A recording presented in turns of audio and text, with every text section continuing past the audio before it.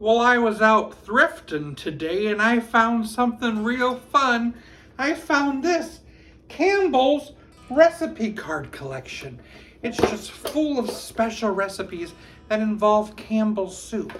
Well, I was looking in this one section called potlucks and parties, and you know I love to party. So I thought, I'm gonna make something, and I saw this card. Something I've heard of before. It's called King Ranch Casserole. And I have heard that this is supposed to be a pretty good casserole, but I've never tried it. So today's the day. Let's get this casserole started. For this recipe, I need about 12 corn tortillas that I'm gonna cut up into 1-inch pieces.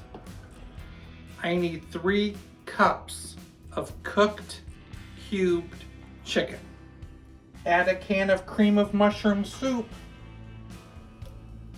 3/4 cup picante sauce. 3/4 cup sour cream. About a tablespoon of chili powder. 2 cans of diced tomatoes with green chilies. It's basically Rotel tomatoes. Mix that all together. In a prepared baking dish, place half of those cut corn tortillas. Then half of that chicken mixture. The rest of those tortillas on top of that. Then the rest of that chicken mixture. Top it with some cheese. I'm gonna bake it at 350 for about 40 minutes.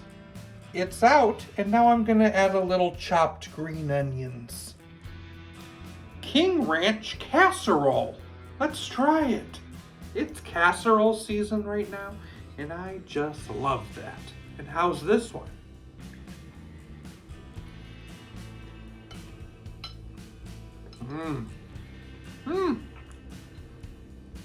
It's wonderful, very comforting, kind of like a chicken enchilada in a casserole.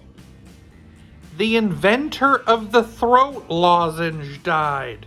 There'll be no coffin at the funeral.